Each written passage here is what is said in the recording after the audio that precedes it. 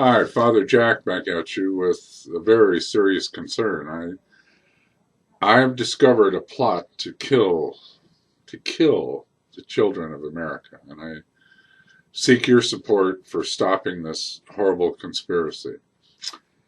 I have to tell you that I discovered this quite by accident. I'm getting over a cold and I'm getting old, and I thought, well, I got to start eating better and healthier. So I went to the grocery store and I got me some two big fronds of broccoli. And as I started to cook them, I noticed something very sinister. It was like a smoke like substance was coming out of the plant as I was cooking it. And I thought, well, this can't be good. Um, so I did some research and I found out that smoke or whatever it was coming from a substance in the broccoli called dihydrogen monoxide. Well, that didn't sound good, but with a little more research, I found out that heat would remove the dihydrogen monoxide from the plant. So I decided to heat it up enough to make sure it all went away. And it took a while because apparently dihydrogen monoxide, which I also read kills thousands of people every year, bad stuff, right? It takes a lot of heat to get it out. And after cooking it for hours and hours and hours, it was still there. But then I found out that if I got it above 1400 degrees Fahrenheit with this little cooking tool, that I could actually remove all of the dihydrogen monoxide. And that's sure enough, that's what happened. I finally was able to do that, and this is what's left. Two big fronds of broccoli, I guess. Not a whole lot of substance to it. But this is what's left, and as I got to the point where I was sure all the dihydrogen monoxide was taken out, it started to emit a different kind of smoke-like substance, which frankly really smelled bad.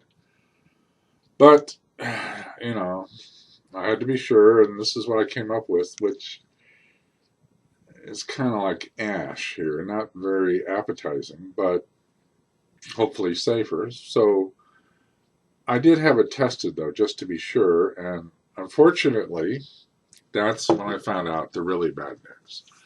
When I had it tested, I found out that this broccoli now contained a carcinogen, polycyclic aromatic hydrocarbons, which definitely are a known cause of cancer.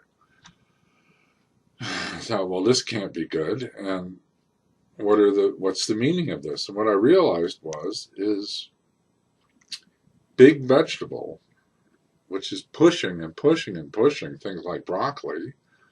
Uh, they have, like big tobacco, they have a very extensive, major funded marketing department. And sure enough, did a little research and I found out that they are marketing this carcinogen to the children of America.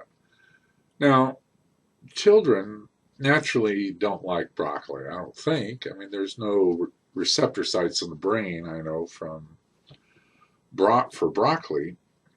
So what did they do? They came up with ways to hide the flavor by adding other flavors, like cheese, like Hidden Valley Ranch dressing. You've seen that commercial. Imagine a world where children eat all their vegetables.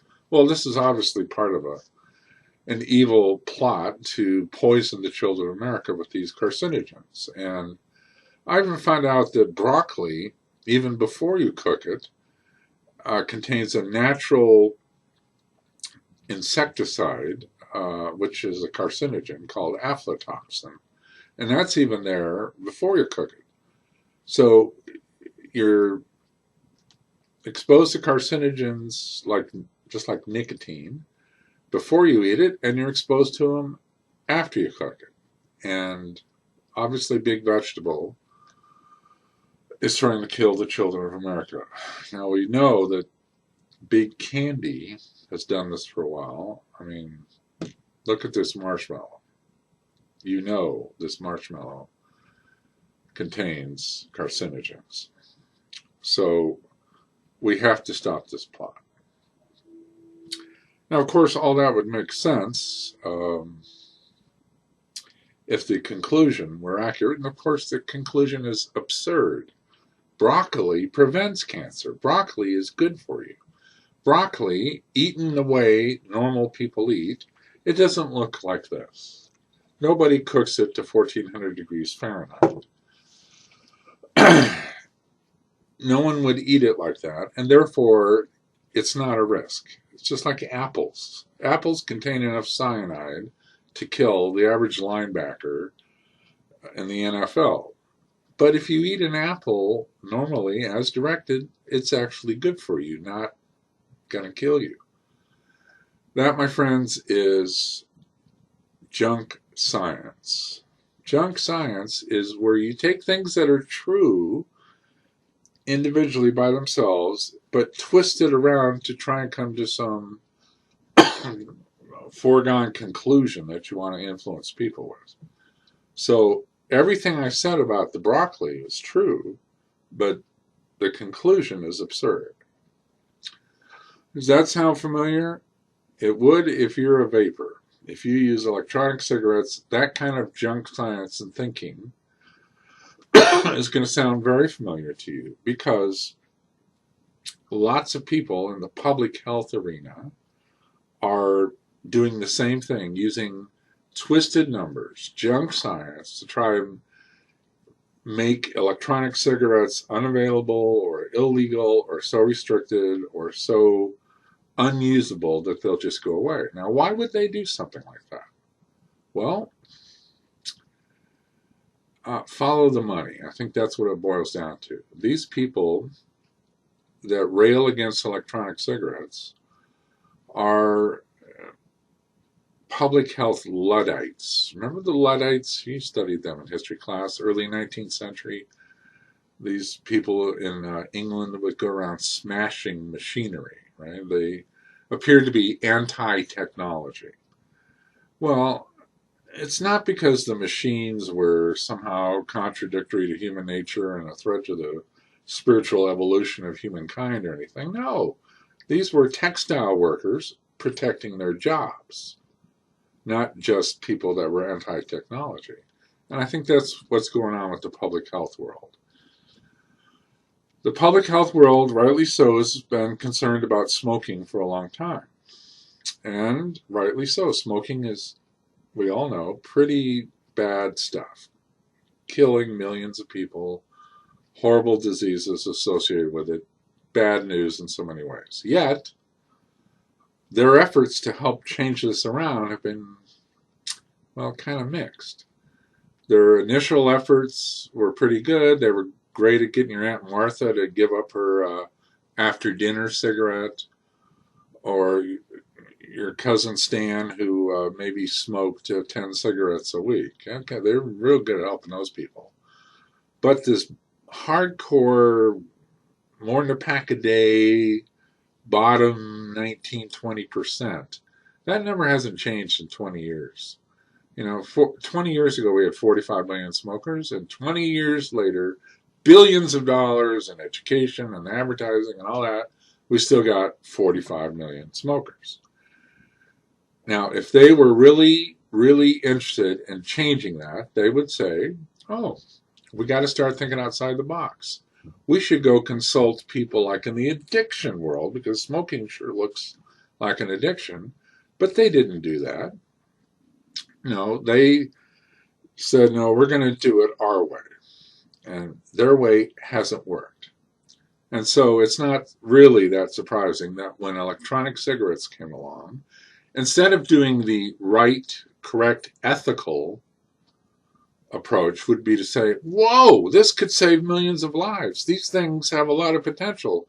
Let's do everything we can to support the development and the use of electronic cigarettes, and do everything we can, of course, to make sure they're as safe as possible, because, they can't be perfect, and there must be some potential for harm here.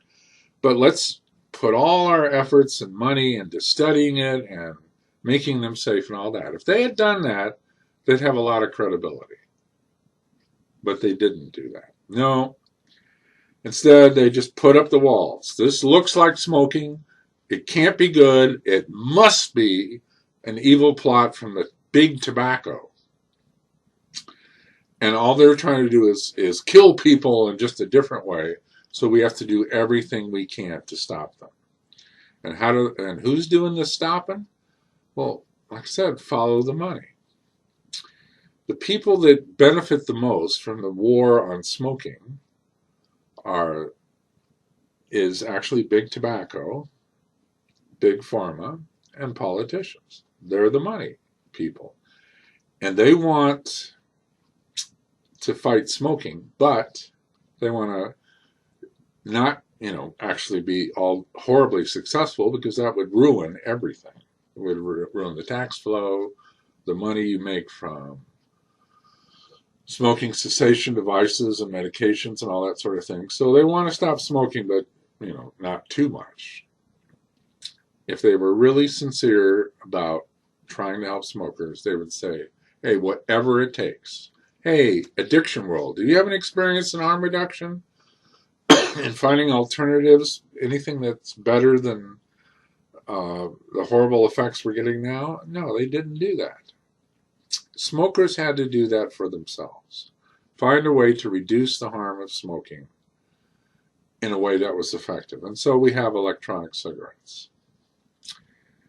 But good old public health people, instead of supporting that or trying to help it, funding studies for safety and research and all that, they just fight it.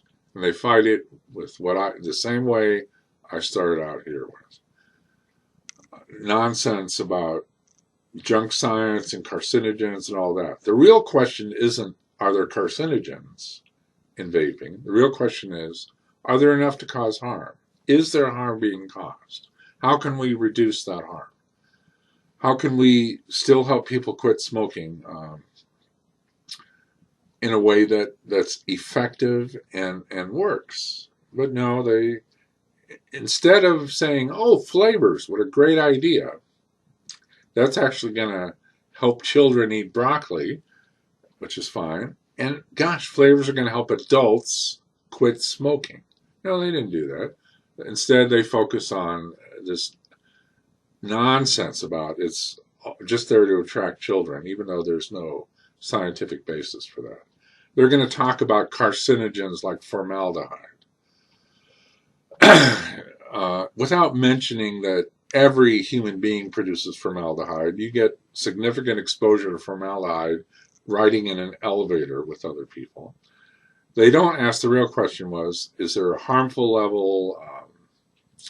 No, they'll base it on studies where they measure the amount of formaldehyde, not based on the way normal people would use it. They base it on nonsense like this, where you burn it to a crisp and pretend that that's what the average vapor would be getting exposed to. So, my friends, you want to stop this junk science, call them on this. Call them on their science. Ask them why they're not really trying to help people quit smoking. Ask them why and how. Ask them how they're funded, and see if that makes them real defensive, right? The one I love the most is they'll refuse to take money from tobacco companies, but they'll happily take it from pharmaceutical industries. Instead of the really, truly ethical position, which would be, we're not going to take money from anybody who profits off the backs of smokers. Or we'll take anybody's money and just be upfront and clear about it. No, the pseudo-ethical position about we won't take money from the tobacco companies, but anybody else is ethical hypocrisy. And so, my friends, don't worry about eating broccoli. It's not going to cause you cancer, no matter what big vegetable tries to tell you. Go ahead and toast a marshmallow once in a while. It's not going to kill you. And by all means, if you're a smoker, please quit somehow, some way, including, if it works for you, electronic cigarettes.